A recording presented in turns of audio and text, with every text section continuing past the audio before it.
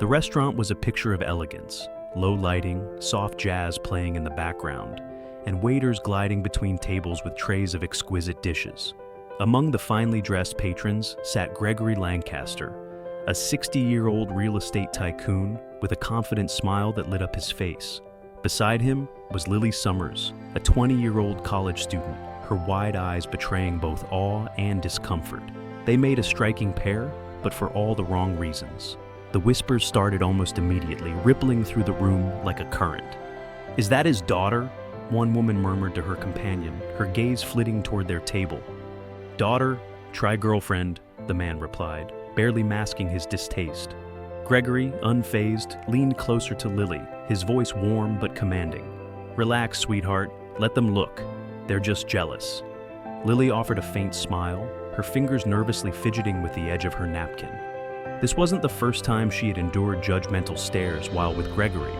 When she had first met him, his charm, wealth, and confidence had swept her off her feet. He had promised her a life of excitement and security, something far removed from her humble upbringing and endless struggles. But tonight, as the weight of their 40-year age gap settled over the table like a shadow, Lily couldn't shake the feeling that something was off. She had met Gregory by chance at a cafe near her university. He was there for a business meeting, and she was a waitress trying to save enough money to cover her next semester's tuition. Their first interaction had been brief, just a few polite words as she cleared his table. But Gregory had returned the next day, and the day after that. By the end of the week, he had asked her to dinner, and Lily, flattered by his attention and intrigued by his worldliness, had said yes. What followed were months of whirlwind romance. Gregory introduced her to a life of luxury she had only seen in movies.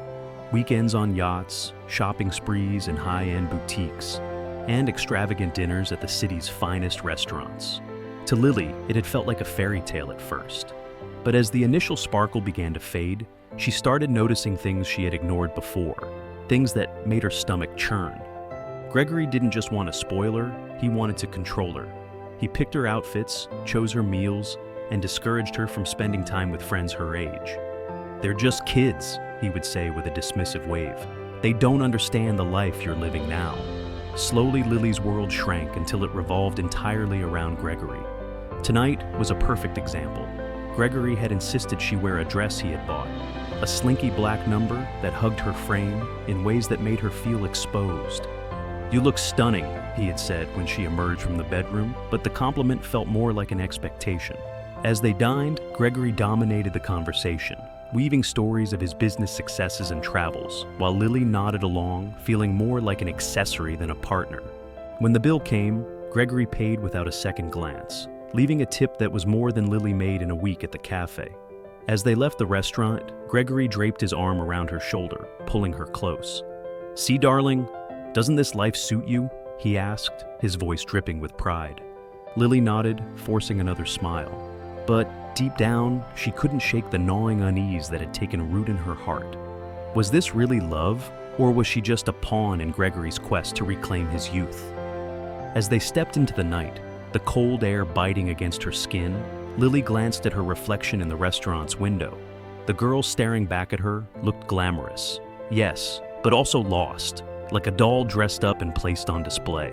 She couldn't help but wonder, how had she ended up here, in a life that seemed so perfect yet felt so suffocating? Unbeknownst to her, the cracks in their relationship were about to widen, revealing a darkness that would shatter the fragile illusion they had built together. What started as a whirlwind romance was about to become a cautionary tale, one that would leave Lily questioning everything she thought she knew about love, power, and control. The weeks following the dinner at the restaurant brought a whirlwind of emotions for Lily. Gregory's world was everything her small-town upbringing wasn't: glamorous, fast-paced, and drenched in luxury.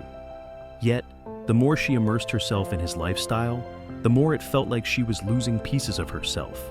It started with the small things, things that at first seemed harmless. Gregory would suggest outfits for her, claiming she looked best in classic, elegant dresses. "It's not controlling, darling," he'd say with a chuckle when she hesitated.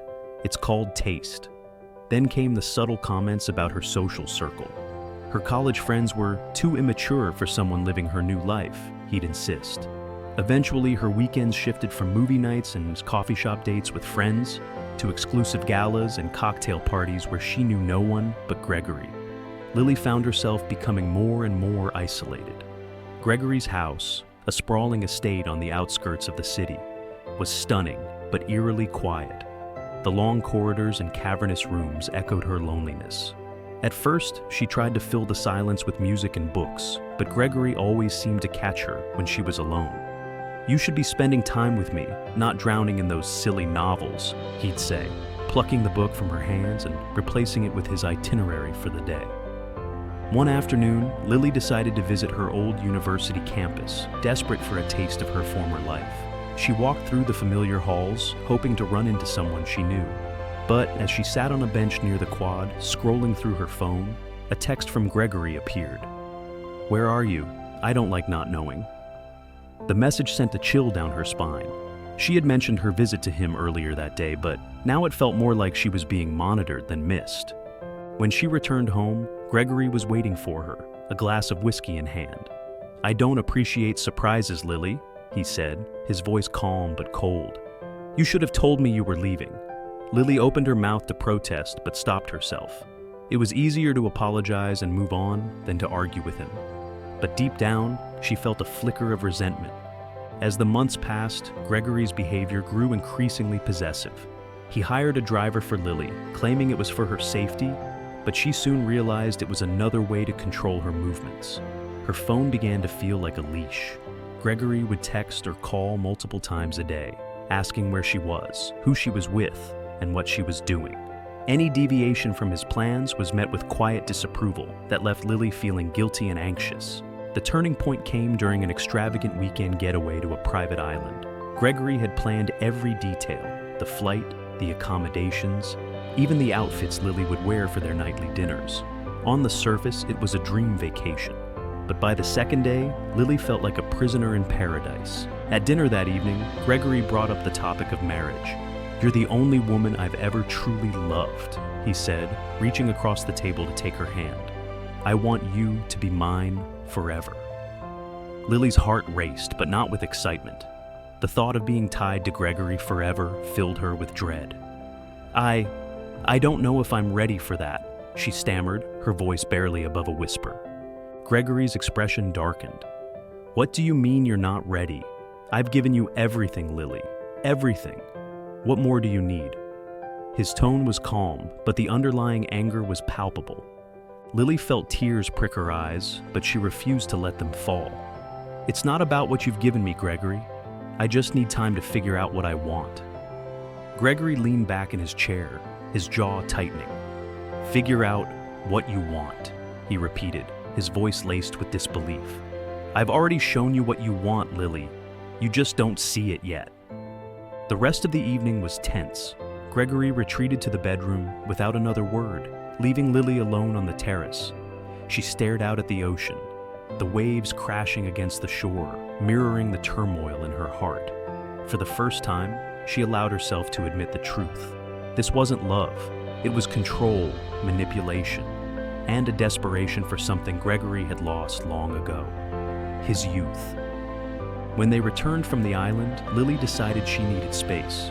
She enrolled in an online course to finish her degree and started attending classes in secret, slipping out of the house while Gregory was at work. It felt liberating to be around people her own age again, even if only for a few hours. But Gregory soon discovered her secret. One evening, as Lily returned home, she found Gregory waiting in the living room. "You've been lying to me," he said, holding a copy of her class schedule. His voice was eerily calm, but his eyes burned with anger. Lily tried to explain, but Gregory cut her off. "You don't need a degree, Lily. I've given you everything you could ever need. Why would you throw that away for some pointless classes?" "It's not pointless to me," Lily shot back, her voice trembling. "I want to do something meaningful with my life, Gregory. I don't want to spend the rest of my days as your accessory." Gregory's face hardened. "Accessory? Is that what you think you are?" He took a step closer, his towering frame casting a shadow over her. "After everything I've done for you, this is how you repay me." Lily's fear turned to anger. "You haven't done anything for me, Gregory. Everything you've done has been for yourself, to make you feel young, powerful, in control. But I'm not a trophy, I'm a person, and I won't let you control me anymore." That night, Lily packed her bags. Gregory begged her to stay, his anger giving way to desperation, but Lily stood firm. "I'm leaving, Gregory. I need to find myself again." As she walked out the door, she felt a weight lift off her shoulders. For the first time in months, she felt free. But the journey ahead wouldn't be easy. She had to rebuild her life from the ground up, rediscover who she was outside of Gregory's shadow. What Lily didn't know was that Gregory wasn't ready to let her go. In the weeks that followed, he bombarded her with messages, phone calls, and even surprise visits to her campus. His behavior became erratic, teetering between apologies and threats. Lily realized she had underestimated the depth of his obsession and the lengths he would go to keep her in his life. Lily knew she needed to protect herself. Gregory's relentless attempts to contact her had gone from unsettling to downright terrifying. She blocked his number, changed her routine, and confided in a few close friends about what was happening. They urged her to file a restraining order, but Lily hesitated, clinging to the hope that Gregory would eventually let her go. One evening, as she left her evening class, she noticed a familiar black car parked across the street. Her heart dropped. She tried to convince herself it was a coincidence, but as she walked, the car followed at a slow crawl. Panic set in, and Lily quickened her pace, ducking into a crowded cafe. She stayed there for hours, waiting until the car finally disappeared. The next day, she reported the incident to campus security, who promised to keep an eye out. But Lily knew she needed to take more drastic measures. She contacted a lawyer and began the process of filing a restraining order. As much as she hated the idea of making things even more confrontational, she realized that Gregory's obsession wasn't going to fade on its own. A week later, Lily's phone buzzed with a number she didn't recognize. Against her better judgment, she answered, and Gregory's voice filled her ear. "Lily, please, just talk to me," he begged. "I've changed. I'll do whatever it takes to make this work." Lily's hands shook as she replied, her voice firm. "Gregory, you need to stop. This isn't healthy for either of us. I don't want anything to do with you anymore." There was a long pause before Gregory spoke again, his tone darker this time. "If I can't have you, no one will." Lily hung up immediately, her chest heaving with fear. She called her lawyer, who assured her that this only strengthened her case for the restraining order. But even with legal action in progress, Lily felt far from safe. She began staying with a friend, unable to sleep in her apartment alone. The situation reached its breaking point a few nights later. Lily and her friend were watching a movie when the sound of shattering glass echoed through the apartment. They rushed to the window to see Gregory standing outside, his face twisted with rage. "Lily!" he shouted, his voice echoing through the night. "We need to talk!" Her friend called the police while Lily locked herself in the bathroom, trembling. Minutes felt like hours as Gregory pounded on the door, demanding to be let in. When the police finally arrived, they found Gregory on the doorstep, shouting incoherently. He was arrested for trespassing and harassment, and Lily finally felt a flicker of relief.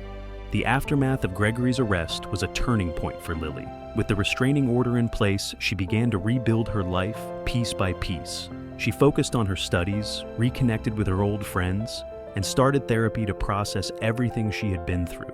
It wasn't easy. There were nights when she woke up in a cold sweat, haunted by memories of Gregory's control. But with time, she found strength in her independence. Gregory, meanwhile, faced legal consequences for his actions. His reputation, once impeccable, was tarnished as news of his obsessive behavior spread.